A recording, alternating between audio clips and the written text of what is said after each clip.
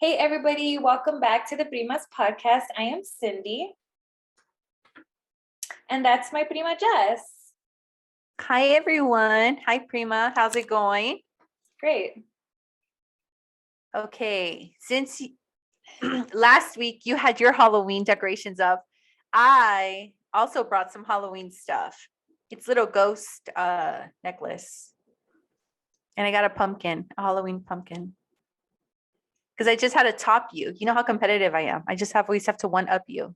That definitely didn't top me, but that's cute. That's very sweet. Thanks for sharing. Know. Now that I'm looking at your like chandelier. I shouldn't be showing you this. Don't tell my daughter. She saw it. It's supposed to be a surprise, but my back hurts when I sit down, and I've been sitting, so I have to stand up because, you know. Yeah, you're getting old. Mm-hmm. Yeah, because I'm ancient. And I'm sorry, guys. I'm going to be drinking. I'm so sorry. I've had a super back-to-back day. We're recording on a different day now. And you know what? We're not used to it yet. So pardon us. I'm so glad we switched our days. So thank you for accommodating me. I just wanted to let it be known because Fridays were not working for me, guys. I was in such a bad mood all the time. It was the end of the week and I was just like, I don't give a fuck anymore. And nope, we have to switch it to Wednesdays. So thanks, Prima. You're amazing. What else? Yeah, it was just a distraction because Jessica would be like, hold on. And I'm like, oh my God. It's okay. She has a social life. To someone who doesn't, it's like, bro, what the F? Just can they wait 30 more? It's Friday. The night is young. But it's LA and LA people are different. They party hard. And so that's why I'm like, we're not doing Fridays. I know. Jessica says she's stressed, but really, she has somewhere to be. And that's okay. I know. I'm like, I don't. Any day. So what other effing day works for you? And don't rush me. So that's our working relationship, guys. So we came up with Wednesdays. So thank you, Prima, for accommodating me. I appreciate that. Yeah. If I didn't, we wouldn't have a podcast. So all right. Kind of one of those things. All right, yeah, let's stop bashing each other and get into the topic. Yeah, because you can clearly go all night doing that. I'm like, and the other day, just kidding. Okay. So we're so excited. Yeah, let's get into it. But this is a super cool topic because it's about psychology. And as you all know, we're like psychology fans. And today we are talking about a real cool author. He's not a psychologist, but he is into psychology and human behavior. And he has a lot of cool, famous books. So Robert Greene, who is the author of Mastery, The 48 Laws of Power, the Laws of Human Nature, which we'll be talking about today, and so many other cool books. Those are the ones that I've read. I like his style. Yeah. Wait, you've read 48 Laws of Power? Yeah. Ooh, that one seemed intriguing. You're gonna like it. Because when I was asking for like an associate to help me at Barnes and Noble, I was like, do you have this Robert Greene book? And she's like, oh, 48 Powers. Like everyone said that. And I was like, no, it's actually the other one. They're like, what other one? So it was kind of that was like his, I guess, like best known book. So I was like, that book made a lot of splash.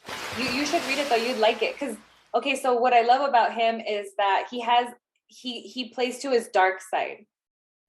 And so he mentions a lot the shadow side, which for me, now that I'm starting to understand him a little better, means like the yin and the yang, the contrast of life. And so it doesn't mean it's bad. So that used to be like the dark side. And then it's like, we need to stop calling it that. We need to call it the shadow side because it's just our contrast. And so we're going to talk a lot about that today because we're going to break down the first chapter, which is about emotions. So Prima, why did you feel passionate about this chapter? Yes, because well, first off, right, like Cindy recommended this book to me. I overly committed because I like to read physical books, and we haven't done a book since 1984, right? Which was almost going to be a year. So all year we haven't been reading the same book, and she sold me on it. She's like, oh, let's read it. And I was like, yeah, I committed without even looking at the book, which I regret after because like it's like an algebra Bible text. I know. I was like, ooh. Yes. I know. no way And I I could like to ever read read that. books where I can put in my purse, where I can just like carry it on very quickly, like put it under my arm and I'm out the door. And when I saw this book, I was like, fuck, why did I agree It's to like read it? 5 pounds. I know. And I just don't I like to read physical books and I don't like to so it turned me off and I was like, man, why did I do it? So it took me a while to start reading it. That's why I'm not as far as in the book as Cindy, and which is why we're only deconstructing like chapter 1. But nonetheless, once I started reading it, I was like, wow, my Prima does know what she's talking about sometimes. And I really enjoyed this book, I must say. So when I read the first chapter, it just reminded me so much of in my undergrad, I took a class specifically on emotions. And I thought, oh man, that's going to be like such a boring ass topic, right? Like emotions, we all have them. Like, how deep can it go? And that was like the most enlightening class, if not one of the best class I had ever taken in all of like my understudies, And it's so simple because we just focus on the 6 basic emotions, right? Which are a joy, surprise, sadness, anger, disgust, and I'm missing one. I should have written this down. I went on hope I would memorize it all. Okay, so wait, so those are the basic emotions according to the class you took? Correct, or just the 6 basic emotions that we can identify from like being a baby across the ones we emphasized on in this class were those 6.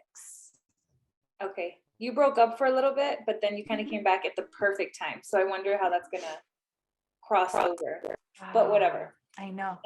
That's cool. So I've never taken an emotions class, but I remember seeing it, in the syllabus all the time. And yeah, like you said, it kind of comes off as boring. Like, how deep can we get, about whatever. Am I freezing? No, it's me. Okay. It says your internet connection is unstable on my end. Okay. So we highly encourage this book and any of his books, because they're all different. I remember telling my mom when I was reading the 48 Laws of Power, my mom's a reader. And so people who are hardcore readers, they look at a lot of things differently. Like, they look way deep. They have a practice of reading. Like, that does something different to your brain. I am not a reader like that. I used to read because I had to for school. Now I read because I want to keep learning. So it's not just reading. I do a lot of podcasts. There's so much stuff that I'm constantly like, I'll watch lectures like on YouTube and stuff. That's how I came across Jordan Peterson. And so, we're just students of life. And so what I love about Robert Greene, again, it's that shadow side, but it's also like in his books, he'll get a little dark, where my mom was like, oh, I'm not reading that book. It's like violent. And I'm like, it's really not. He's just going into a place where a lot of people haven't yet. Because he says that if we're able to point out a negative trait in someone, we're cut from the same cloth.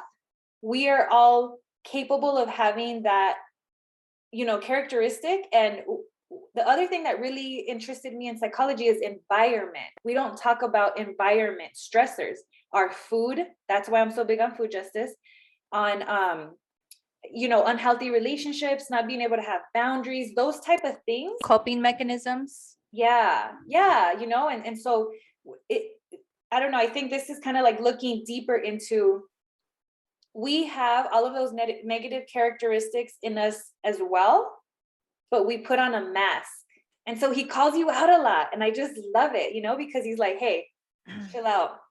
He's not a narcissist. You are a narcissist. Or if we're judging, we all are narcissists. Yeah. We all are narcissists. That's chapter 2 though. That's chapter 2. You're jumping ahead. Yeah. No, but he's saying technically the same thing, right? Like, whatever you see in someone else, you had the ability to judge them negatively. Therefore, shut the hell up. You're not perfect. That's not what he says, but that's how the message to me, it's like, hey, chill, Cindy, relax. Like, you don't need to put labels on people, or you don't it's just a really cool tool, his books, to kind of deal with your own stuff, right? To be able to see deeper in someone instead of saying, well, that person's rude. Well, I'm offended.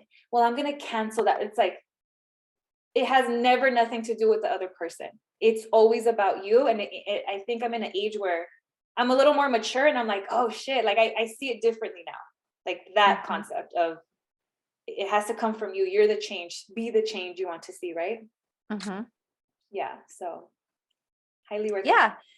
So then when we started talking about this chapter, I was like, can we just focus on this one chapter, right? Because I really haven't read as much. But the thing that enlightened me the most about this chapter was his analogy with the horse and the rider, right? So I'm not going to read the whole like 4 pages that Please do. They want to hear it, and do it in an ASMR voice. Oh. So what he used, like the analogy, he broke it down was that the rider is us and this wild horse is our emotions, and that we have to learn to tame it, right? And my mind was just like kaboom, it just exploded at that moment. I was like, fucking Cindy, man, who would have known like I was gonna like love this book so much? And then it just took me back to that class, and then it took me back to why I started therapy. Like I always say this, I started therapy for 2 reasons: to work on 3 relationships in my life that, were not the best, and to control my emotions. And I would have never have said to control my emotions had I not taken that class, because I still didn't have the knowledge or the vocabulary, right? The jargon to express like how I was actually feeling. And everyone's like, what do you mean control your emotions? What does that mean? And it's essentially, well, now I have this example. I'm going to say like, I was this writer and I had no control over my emotions. And through my learning, I've learned that either you're going to react and allow this horse to control you, or you're going to learn how to tame it. And those are, I think, the only 2 options, that are out there. And to me, that's just, yeah, it's mind blowing. David Goggins, who I'm obsessed with also, he says that you need to talk to your inner bitch, which is a different way of saying you need to talk to yourself in the morning. I hate waking up early, but I'm like, I can't quit playing. Like I need to be a person that wakes up early. Just that has to, in order for my goals and like stuff to happen, I have to be super detailed about my time management. And so he's like, he always talks about step outside of your comfort zone. You're gonna hear, don't get up, it's warm. It's warm, you're cozy, you have 10 more minutes. You don't gotta wake up that early. You don't gotta go to the gym, relax. There's this voice that he uses it in that metaphor. Like there's this voice that is talking to him, and you have to tell that voice, like, hey, I'm the fucking boss. It's kind of how I interpret it. Like I'm the boss, and we have that power, but we don't know that we do, because it takes so much work, so much awareness. And we talk a lot about childhood trauma and to invest in yourself and do that healing work, because that's just the tip of the iceberg, is what I'm finding with some of this information, that our traumas also limit us. So we don't want to stay there for too long, right? Because there's a big movement right now about healing and childhood trauma. Like, let's not stay there for too long, because time is of the essence. Tomorrow's not promised. If we're living in the moment, why would these things are like, for me, they're urgent. I need to calm down, because another message that I keep getting that I need to work on is patience. But at the same time, with something like my traumas, I'm like, okay, I was able to really, and I'm still working on it, but I'm able to, like, me and my mom have a good relationship now. Me and my daughter, or you know what I mean? There's just different things that I'm like, okay, I've grown from this. And then it hurt and it was hard. And that's another message. It's gonna be hard. It's going to hurt. It's gonna be lonely.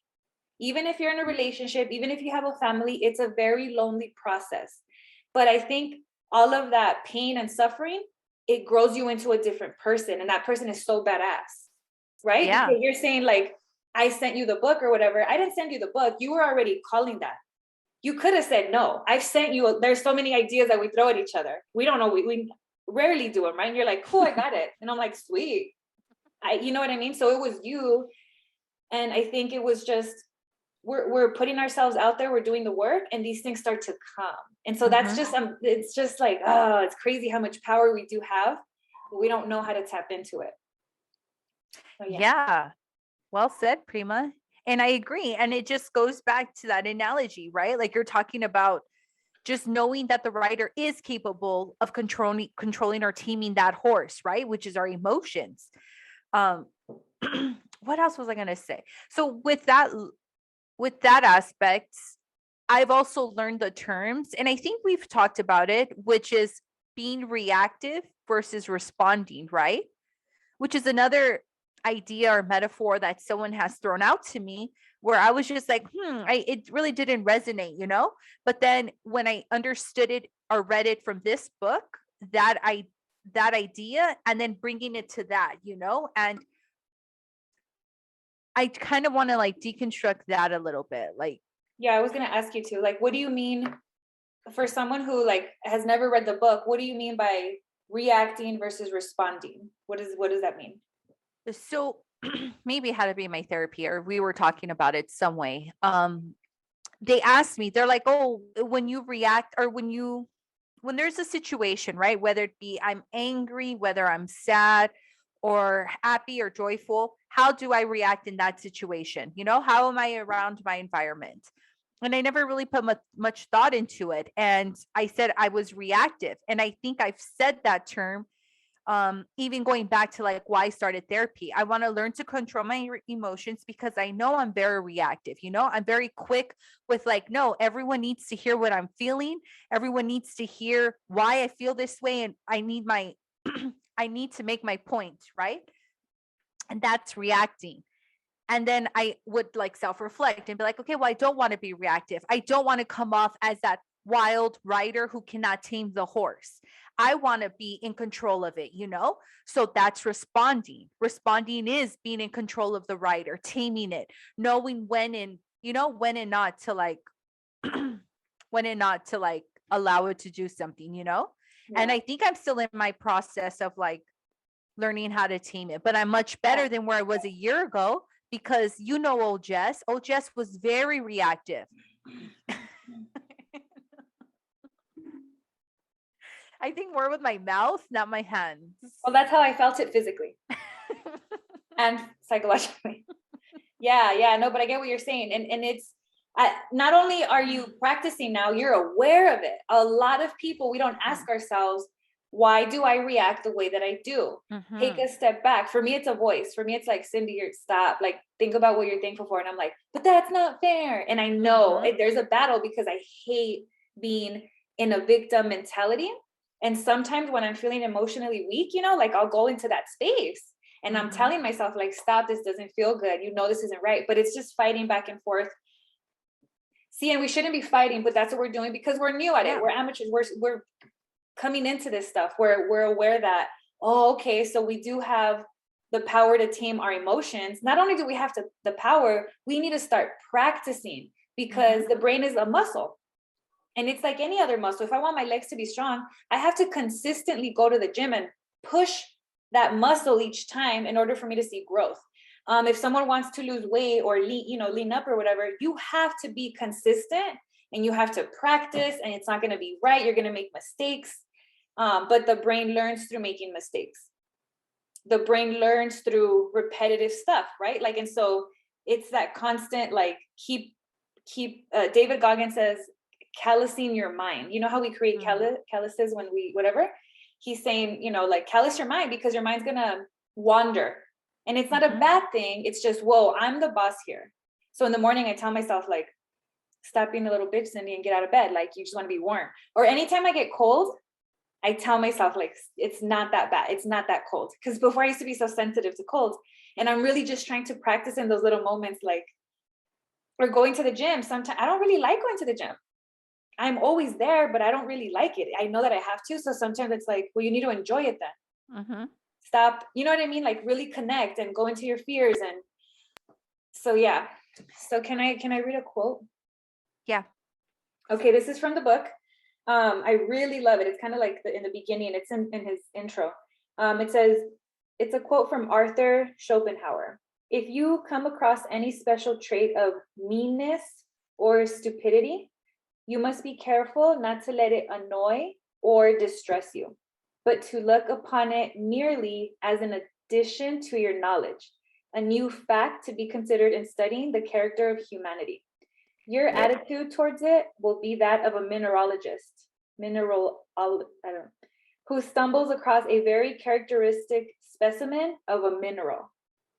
So to me, it was like, this is how you don't take something personal, is by when someone comes at you in a mean way, or he says meanness or stupidity, you have to observe why that's happening. And when you look deeper, you have to understand. It's almost mathematical. Like, okay, this person's being angry. I might not know them, but where does anger stem from? It stems from a rocky childhood, early years, right? This person saw a lot of violence, so they're reactive in a violent way. This person was quiet, so she reacted to violence by shutting down. All of these behaviors can be traced back to our childhood or some traumatic event or multiple. And that's why these people, not these people, that sounds, because I do it, we all do it, but correct. This is why this characteristic happens. Stop, like we need to look past it. We need to be, oh no, that person's being rude. Like you're rude too. Under the right conditions, you're rude too. You're mean too. You're right. And that's being reactive, right? Like responding to like that person's, how they're making you feel, which is your environment. Like you said, like they're part of that environment at that moment. And responding is exactly what you just said. Sitting down and observing, not like thinking about your thoughts, sitting with them, observing their behavior, getting an understanding, right, of why they're acting the way they are. And that's, what you described as responding. Because we get into more trouble when we do react, right? Even if it's not like a violent situation, it doesn't, your boss can be like, hey, and can have a little power tripping moment, and you catch it and you're like, oh, did that just happen? Now you're reacting to it, you're getting emotional, you're no longer in control, your emotions are in control. And the horse is in control. Then you can put yourself in a weird position with your boss. You don't want to do that. That's your boss. You have to see this person often, right? Or any relationship that is important to you. You want to learn how to navigate it, because we are not perfect. And it's not about pointing like, oh, sometimes bosses are going to be dicks. No, people are dicks. We are insecure. We are scared. And so all of those things are going to manifest these defensive things that we like, oh, well, she was being a bitch to me. It's like, well, yes, of course, because you would have reacted probably similar in that type of stressor, in that person's shoes, period. Because it shouldn't be, we're all too unique to say, oh, you would have reacted the same way. Like, probably not. But putting yourself in that person's shoes, right, is what he talks about a lot. Like really embodying it, not just, because I would say I'm pretty empathetic to the point where I can put myself in a person's shoes, but he's like, no. Putting yourself in a person's shoes is feeling exactly what they're feeling, because you're capable of that same emotion. And looking at it like as a mineralogist, being like, oh, okay, great. And then putting it back. Like, let's just let it go.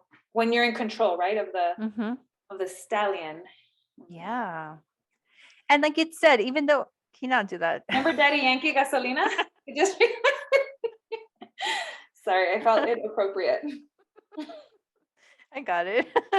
Can you not do that?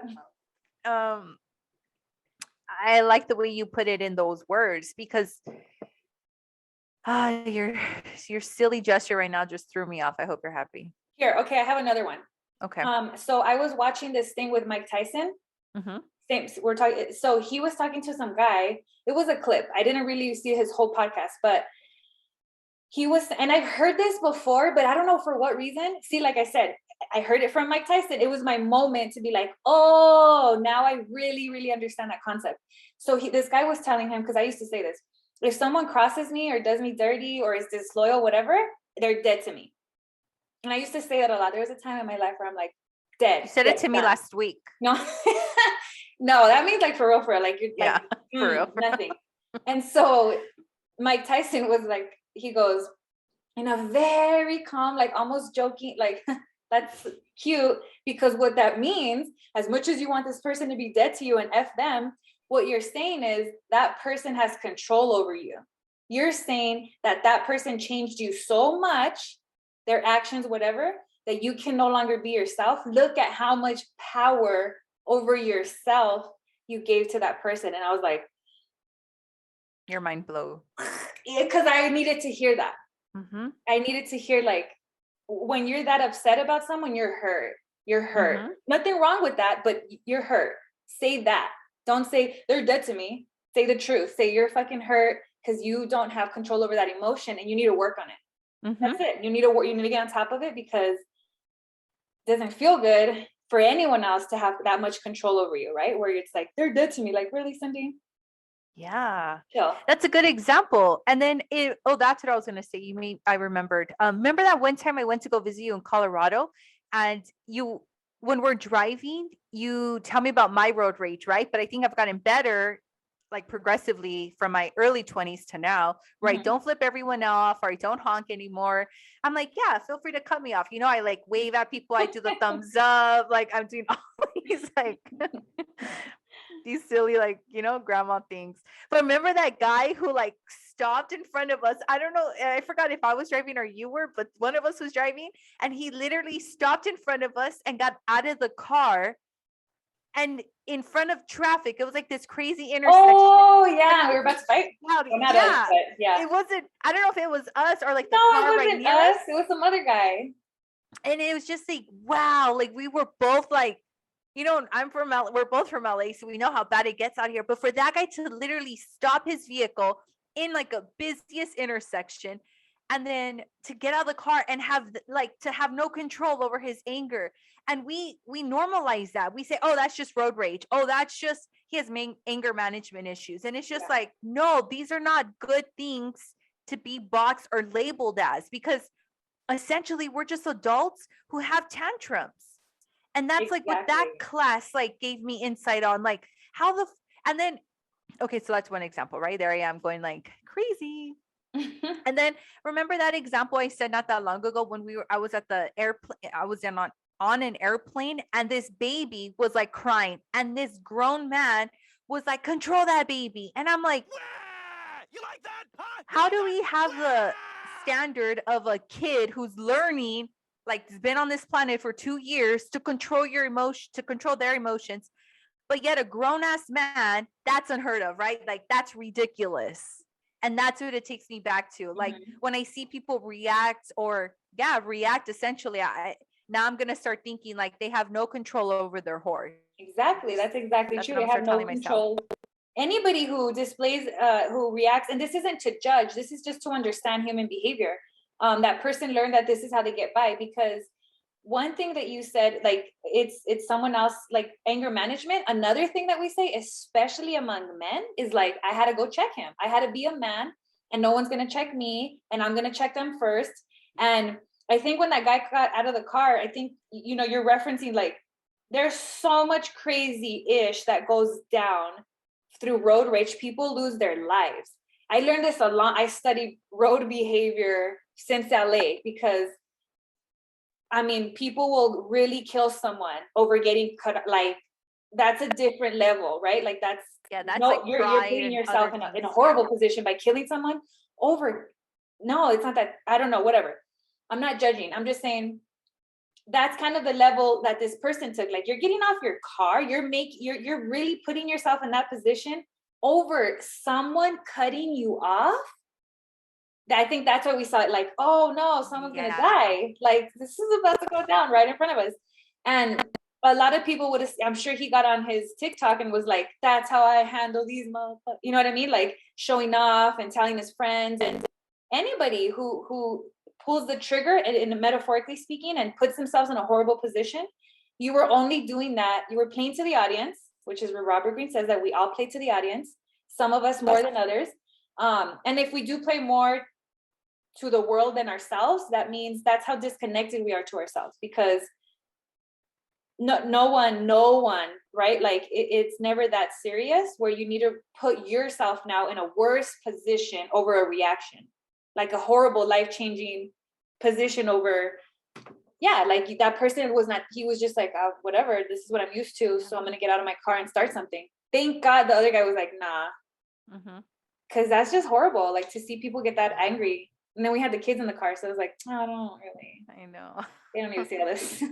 But yeah, you're right. And then just, it just always takes me back to there to think about that. Like, or when people always say that figure of speech, like, oh, well, Cindy made me this upset and why I broke the chair or something, like there's that no accountability. Like, where's my justification in like, well, I'm in control of like my anger, like I regardless of our environment, like you pointed out in the beginning, we don't think about our environment that much, but throwing it off on other objects, it's like, no, you're in control of the horse, and it just takes me back. Like, I'm always going to reference that. Yeah, we'll come up with justifications for anything. And I'm practicing that with my daughter. She's 5, so of course it's everyone else's fault, but I still use that language with her. I'm like, she'll say, you made me upset, or like, I'm sad because of this.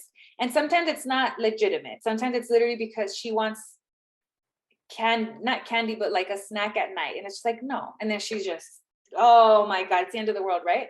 And then I kind of like give her space, because I'm like, no, I'm not, like, she tries it all the time. And sometimes I'll be like, you know what? That's okay. Try it. Like, you're 5, you're supposed to.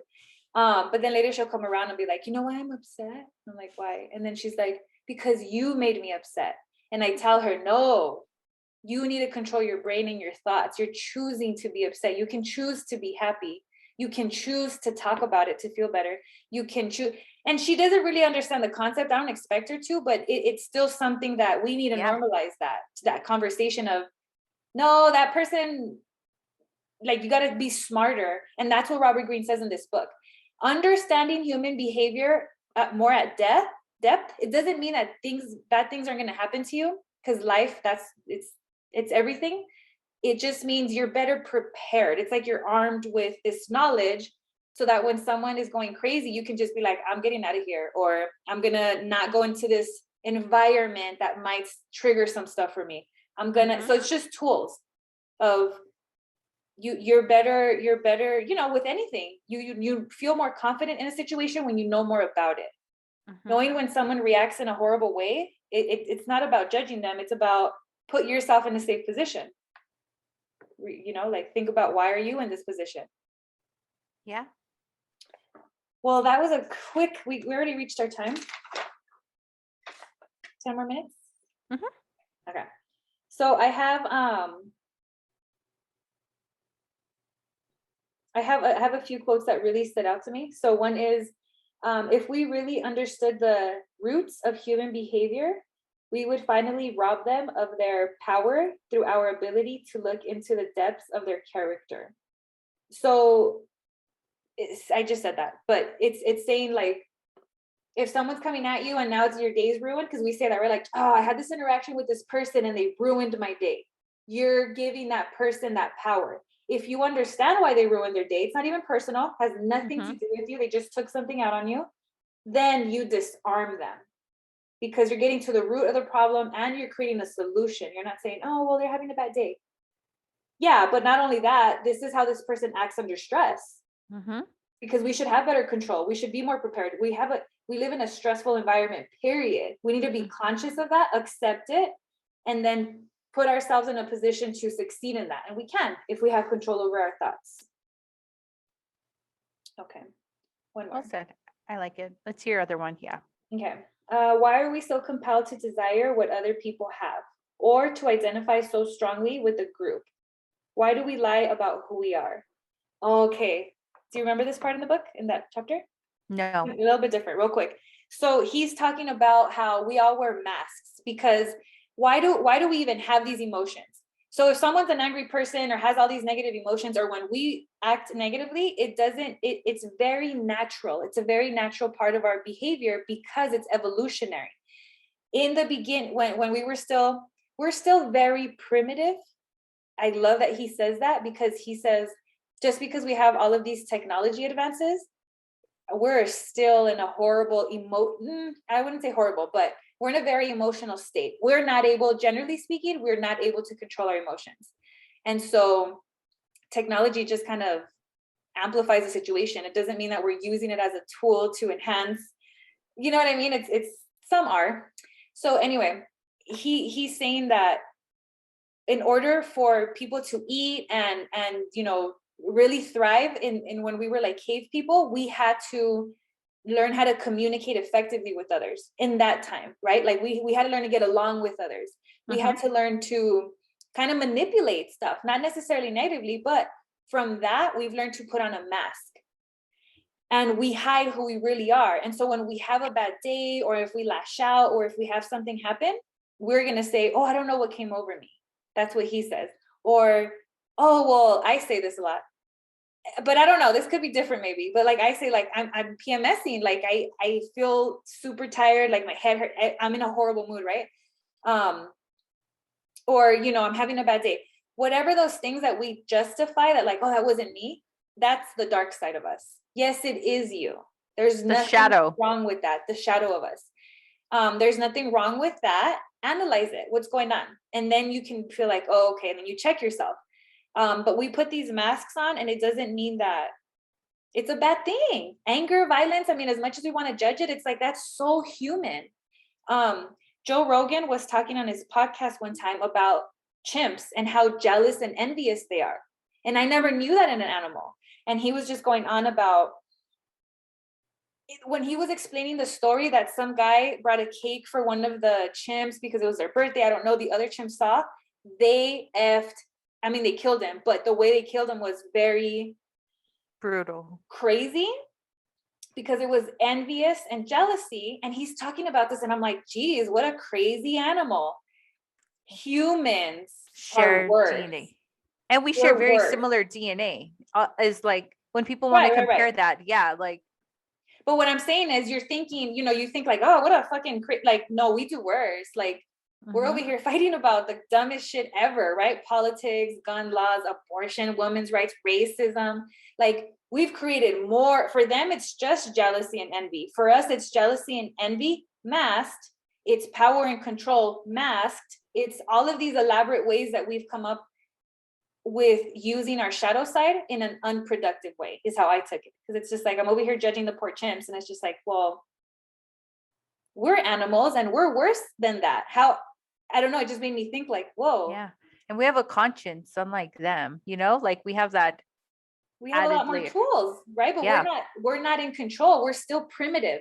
And that's what I love that he says, because it just kind of explains the madness of the world sometimes. It's just like, that's how it is. And that's human. As much as we want to say, or me, sometimes I'm like, I'm not from this planet, or, you know, it's just like, no, you are, you're human. That's human. That what you just did is a human reaction, and it's okay. But know that you can use all of your reactions to your advantage if you learn how to, you are the leader of your brain and your thoughts. Don't give that power to anybody else. Well said. Okay, last thought. So I just want to say, he also says that when people overly display some trait, such as confidence or hypermasculinity, they are most often concealing the contrary reality. So I think we've seen that a lot in psychology, right? Where it's just like when someone is trying to make up for some insecurity, like it's obvious sometimes, but in other times it's not. And I think this way is a good example, like that guy that pulled over and was like, let's fight. And it's just like, that was super hyper, like, you don't need to fight no one. It's not, now you're stopping traffic, you're getting everyone involved. And that is because that person is very insecure, is what we can lead to. Like, if we're just walking into the world and observing behavior, you don't got to be like, oh my God, that guy's crazy. Like, no, he's really insecure. Because, okay, so Cesar Millan does this a lot with dogs. Do you know Cesar Millan? Like the Dog Whisperer, kind of like an older show. Maybe if I think I know who you're talking about. So he uses a lot of psychology, but with dogs. But I love how he said, when dogs are aggressive, it's because the owner isn't secure and strong, and dogs kind of function like wolves. So there's an alpha. So this is his theory. Okay. I don't want people to be like, that's not true. I just liked how he explained it, because he said, when someone's walking a dog and they're like pulling on the leash, they're anxious. They're scared that the dog, they don't have control, really, is what's happening. The dog, it's in its nature to protect, because he's a pack. Well, he comes from the wolf, right? Like, he comes from that mentality of, I don't know, mentality, but just behavior. Yeah, does that make sense? Yeah, like the breed, or like the genes they're not, of like, they're gonna step up. That's just in their nature. They're gonna step up if you're not gonna step up. So when he says, I train dogs and I rehabilitate people, or he trains people, rehabilitates dogs. The point is, he's dealt with like really aggressive, dogs or whatever. And he's just like, dogs are fine because I already know, I got their nature calculated. But humans, that's the factor that makes a dog act out. So it's kind of similar to this, right? When a person, they just don't, it's not a separate from the dog from the human. To them, it's like, I'm really aggressive and I'm going to go, like lash out in some way that you're like, whoa, that's a lot. they're very insecure because that's just an insecure characteristics. Like if you're more secure, you know, to handle the situation in a way that's going to benefit you. If your reaction is a violent one, that's not going to benefit you. So that's where the difference comes in. So it's not a judgment. It's just when we look out into the world and we see these characteristics, we need to look at them like the mineralogist. Heated of, when no one had it. And just look at it deeper and observe the behavior and come to terms with it's very natural. As gruesome and crazy as it may seem, like we're all capable of those emotions. We are all one. We're all cut from the same cloth, is what he says. Wow. I like how you did a full circle there again. Yep. You started with the quote and ended it. Yeah. So that's pretty much it. Let us know what you guys thought about this topic. We highly recommend this author. We're going to keep talking about this book. We're not going to, this is just a small piece of the book. Yeah, this is just Emotions chapter 1, but we're going to get into some of the other topics more deeply. And yeah, we hope you guys enjoyed. So thank you so much, everybody. We love you. Bye. Bye. Oh no.